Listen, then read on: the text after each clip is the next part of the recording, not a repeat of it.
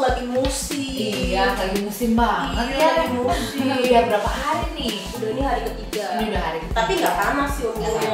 Iya. Makan minum masih mau. Mau dan Oke. super aktif. Dan super aktif. Kita periksa dulu Yuk. ya. Tapi masih bagus ya.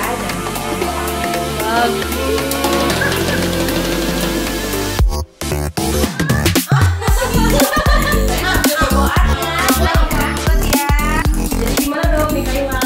Kondisinya masih bagus, parunya juga bersih ya. Jadi kemungkinan infeksinya cuma di saluran napas atas. Nanti dikasih obat, banyakin minum ya. Banyakin minum, makan supaya daya tahannya kuat.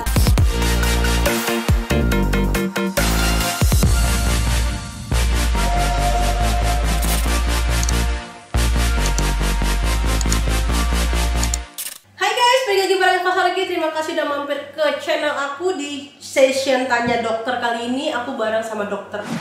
Dokter Marisa. Dokter Marisa ini spesialis anak dari klinik AP dan AP di Kuningan, ya dok ya. Nah, si Kayla tadi kan lagi flu, batuk, pilek gitu kan ya. Jadi aku tertarik mau ngobrol lebih lanjut sama dokter Marisa nih. Mumpung dokter Marisa lagi ada waktu gitu kan ya. Kayak serba-serbi batuk, pilek, flu gitu. Ada berapa macam sih dok batuk, pilek, flu sama terhadap anak? Kan banyak tuh kalau baca di internet ada salesma, common cold, apa segala macem gitu ya. Nah itu kira-kira gimana dok?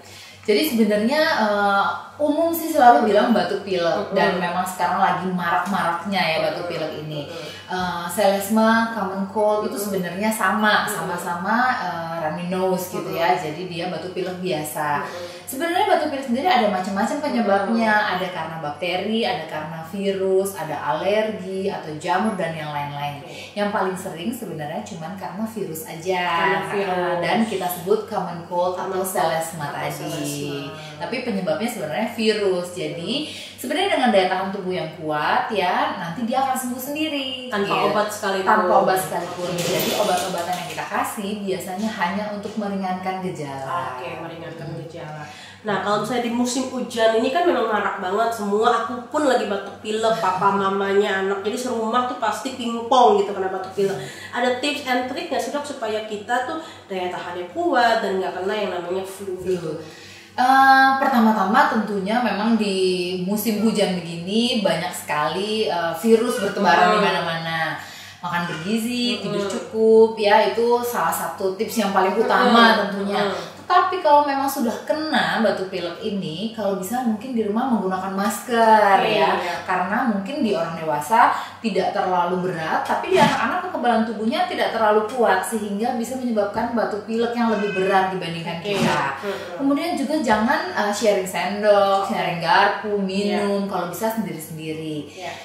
Dan penularannya memang droplets atau pernapasan. Jadi selama kita pakai masker cukup aman. Nah, selain itu juga yang mau ditambahkan, kalau pakai masker jangan di mulut aja, hidung juga harus tertutup. Ya benar. Karena sering banget lihat ya, jadi cuma gini tapi tetap ketularan karena memang kumannya masih tetap jadi hidung bisa. dan mulut tuh benar-benar harus ke cover. Betul, kalau enggak kumannya tetap bisa menyebar. Nah, kalau misalnya tadi udah kayak aku nih udah kena nih. Terus kayaknya kalau ke dokter pun kayak kalau kita orang gede kan kayak, aduh gue cuma batuk pilek doang ke dokter kayaknya sayang. Kalau anak kecil kesannya kalau batuk pilek aja kayak kesiksa banget. Untuk kita nih ibu-ibunya juga yang udah orang tuanya gitu, apakah kita harus minum multivitamin kah? Atau kan ada apa lemon drops, lemon plus madu gitu. Apakah itu berguna ampuh apa gimana? Sebenarnya balik lagi ya, memang seringkali batuk pilek itu penyebabnya virus. Jadi kalau memang kita kuatkan daya tahan tubuh, misalnya seperti kita tahu madu itu cukup bagus ya untuk daya tahan, boleh-boleh aja diminum. Nanti setelah daya tahan tubuhnya bagus, daya tahan tubuhnya akan melawan si kuman. Tetapi memang untuk anak begitu hidungnya tersumbat, dia benar-benar udah sangat kesulitan, sulit napas, kayaknya serba salah, sehingga memang seringkali pasti dibawa. Nanti dari dokter anak pun nggak akan langsung kasih antibiotik karena memang penyebab utamanya sebenarnya virus. Tapi akan diberikan obat yang meringankan gejala tadi. Jadi untuk batuknya dikurangi, untuk pileknya. Tetapi sama daya tahan si anak ini yang akan menyembuhkan penyakitnya tadi. Kecuali misalnya batuk pilek bertahan sampai lebih dari 10 hari atau demam tinggi akibat batuk pilek itu kalau bisa tetap dibawa, karena selain virus bisa juga bakteri. Nah, kalau batuk pilek penyebabnya bakteri dan tidak disembuhkan, dia bisa berakibat yang lebih panjang seperti radang paru-paru dan sebagainya. Jadi udah komplikasi. Iya, betul. Jadi kalau misalnya memang ibu-ibu netizen di internet tuh cukup julid ya dok ya, bilang kalau batuk itu banyak dia asal ke dokter terus dia minta nggak dikasih antibiotik dok gitu. Sebenarnya antibiotik itu digunakan untuk kasus yang kena bakteri dok. Betul, hanya batuk dan pilek yang diakibatkan oleh bakteri yang memerlukan antibiotik. Jadi nggak melulu asal batuk pilek langsung antibiotik. Betul. Jadi yang penting tuh daya tahan tubuh kita gitu. Nah, perlu nggak sih dok kalau anak sepantaran si Mikaela kan maksudnya mau 13 bulan nih dia kasih multivitamin gitu. Multivitamin penting juga Kalau makannya misalnya tidak terlalu baik dia lagi nggak nafsu makan, picky eater, jadi dia jumlah kandungan multivitamin atau mikronutriennya juga kurang memang, sehingga kita bisa tambahkan multivitamin. Tetapi vitaminnya ada macam-macam kan. Nah, yang sering kali ya ibu-ibu mungkin ya pakai itu biasanya mungkin suka dengar yang isinya echinacea ya atau isoprinosin dan sebagainya. Itu sebenarnya bukan multivitamin, dia sebenarnya adalah untuk meningkatkan daya tahan tubuh. Boleh dipakai pada saat sakit, tetapi kalau udah sembuh harus dihentikan gitu. Sedangkan multivitamin sendiri yang isinya vitamin A, vitamin B dan teman-temannya itu justru boleh dipakai, tetapi setiap hari boleh dipakai setiap hari, tapi dengan catatan dalam kondisi sehat. Jadi begitu sakit stop dulu justru. Jadi aku kira ya, kalau aku pribadi kira kayak aku sama suamiku sakit begitu drop langsung minum multivitamin. Salah ya dok? Kalau dia multivitamin yang tidak ada, jadi kita mesti sedikit lebih jeli gitu. Kalau dia ada zat besi dan kebetulan kita batuk pileknya karena bakteri itu suka sama zat besi. Jadi multivitaminnya kita stop dulu aja biar aman ya. Tapi pada saat kondisi drop makannya dicukupi, tidurnya, istirahatnya, kemudian nanti begitu sehat boleh minum lagi multivitamin. Jadi pelajarannya ibu-ibu kalau ketika drop bukan kita kita bombardir vitamin, justru harus itu dikurangi dulu, di stop dulu. Tapi kalau kayak lemon, madu itu boleh gitu ya. Ketika sembuh baru boleh minum multivitamin. Harus sebelum sakit minum multivitamin. Nah, kecuali tadi itu ya untuk kayak mempercepat masa penyembuhan yang itu tadi boleh pakai yang kayak isinya echinacea itu memang untuk booster daya tahan. Tapi maksimal penggunaan 2-3 minggu, abis itu harus stop aja. Memang itu digunakan ketika kita sakit gitu. Setelah sembuh baru back to multivitamin. Gitu ini ya. Nah, untuk tentang vaksin nih dok. Vaksin ada kan yang memang diharuskan sama pemerintah dan ada vaksin tambahan gitu kan. Ini dari Herdiana Putriana.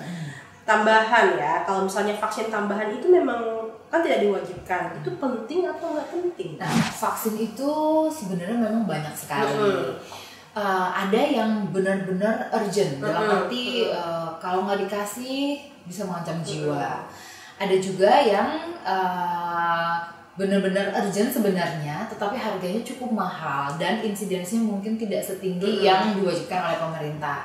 Jadi kalau yang diwajibkan oleh pemerintah udah nggak usah AIU deh ya, wajib itu memang wajib harus diberikan. Nah, sedangkan vaksin tambahan juga ada macam-macam. Ada yang misalnya untuk fungsinya untuk radang paru, radang otak, dan radang telinga tengah. Mungkin ada baiknya sih tetap diberikan. Ada juga vaksin yang untuk misalnya penyakit tipes. Nah, kalau yang untuk kayak radang paru, radang otak, radang telinga tengah, kalau kita tidak berikan, akibatnya akan jauh lebih parah dibandingkan kalau kita kasih. Karena dia efektivitasnya cukup tinggi, 80-90% dia melindungi. Tapi misalnya untuk vaksin tipes misalnya, kita boleh berikan dari 2 tahun ke atas. Nah, vaksin ini dia hanya bertahan selama 3 tahun. Setelah itu akan harus diulang lagi kalau tidak kekebalannya turun misalnya. Nah, kalau misalnya ibu-ibu mau tunda dulu ya, nanti begitu dia mulai makan segala macam baru dikasih juga boleh. Tetapi secara internasional vaksin-vaksin ini memang direkomendasikan. Dan dari Ikatan Dokter Anak pun sudah meneliti ya insidennya di Indonesia seperti tipes ini di negara luar mungkin ada yang nggak dikasih, Iya, tetapi di Indonesia memang cukup tinggi insidensnya. Jadi mungkin ada baiknya kita ikuti rekomendasi dari Ikatan Dokter Anak Indonesia. Jadi ini memang direkomendasikan sangat ya dok. Iya. Oke, jadi udah kejawab ya. Jadi kalau perlu atau enggak ya jelas perlu. Perlu sih perlu, Iya. cuman ya ada yang benar-benar kondisinya ya urgent gitu, harus ya. benar-benar saat ini dikasih gitu. Iya. Oke, ngomong-ngomong soal vaksin, kalau flu sendiri ada vaksinnya nggak? Ada. Jadi vaksin influenza sudah ada dan sudah tersedia baik untuk anak maupun dewasa. Pemberiannya dari 6 bulan ke atas sudah boleh dikasih. Dan diberikan 2 kali dulu awalnya ya, setelah itu setiap 1 tahun harus diulang. Oke. Kalau tidak kekebalannya akan turun. Oh, jadi penting banget nih musim hujan Musim kita begini. anak dan orang tua rame-rame ke dokter untuk vaksin gitu ya. Khalid Fayas, BB anakku 8 bulan gak naik-naik nih, udah 2 bulan terakhir dia udah usia 8 bulan tapi 2 bulan terakhir dia gak naik-naik, masih di garis hijau. Tinggi badan dan berat badan di garis hijau aman gak ya? Kalau semua di garis hijau sih mestinya aman ya. Tapi memang mungkin titik garis bawahnya adalah udah 2 bulan tidak naik. Mungkin harus diperhatikan. Jadi nomor 1 kalau berat badan gak naik, nomor 1 kita telaah ulang. Asupan makanannya bagaimana, udah cukup apa belum, karena anak usia 8 bulan itu masih aktif kan, jadi lagi mulai tengkurap, merangkak dan sebagainya. Mungkin asupannya dibandingkan aktivitasnya lebih banyak aktivitasnya sehingga dia berat badannya jadinya sedikit stuck gitu. Tetapi kita juga harus lihat kurva pertumbuhan tinggi dan lingkar kepala. Kalau tinggi dan lingkar kepalanya naik sesuai grafik ya, artinya anaknya masih bisa tumbuh. Nah kalau saat itu nggak apa-apa. Yang harus kita khawatirkan apabila berat badan atau tinggi badan tidak naik dan dia memotong gitu. 2 kurva.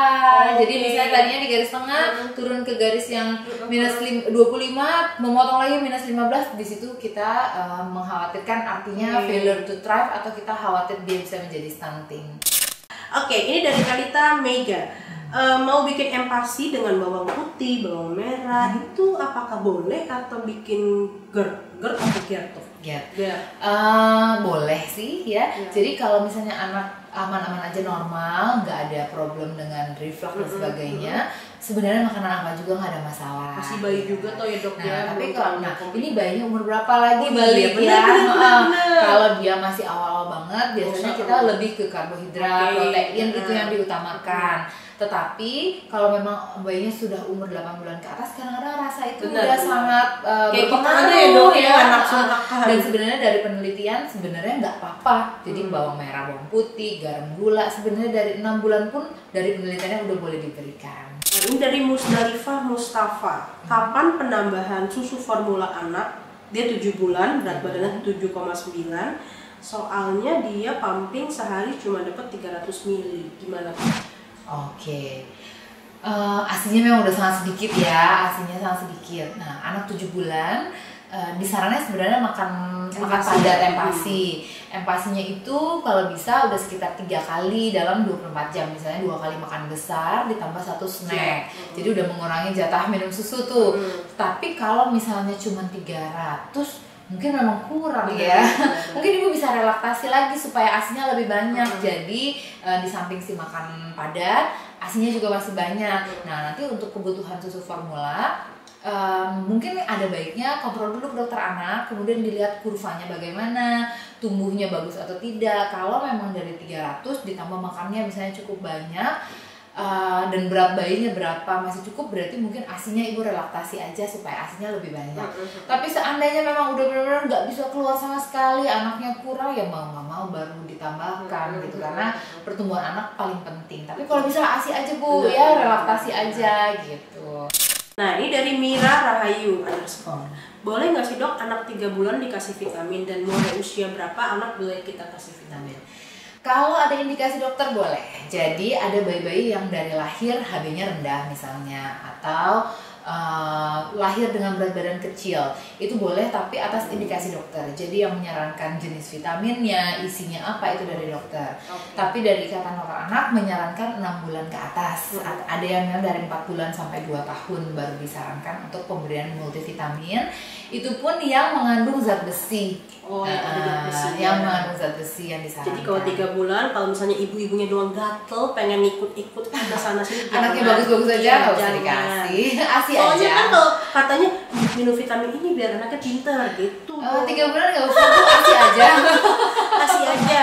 ASI Kalau udah lengkap iya, kok ini. kalau sesuai tadi Ikatan Dokter Indonesia minimal 4 bulan, tak kalau memang ada indikasi di 4 bulan, tapi bulan. kalau enggak 6 bulan ke atas. Oke. So guys, segitu dulu ngobrol tanya dokter dengan dokter Marissa, Jangan lupa kalau kalian mau ada pertanyaan dan serba-serbi masalah kesehatan anak lain-lain, jangan lupa di follow IG kita di @ap_ap_pediatrik. So, sampai ketemu di video tanya dokter Alfa berikutnya. Jangan lupa di like video ini dan di subscribe sekarang dan di komen dan di share ke semua ibu-ibu rempong dunia ini. Sampai ketemu di video apa berikutnya. Dadah.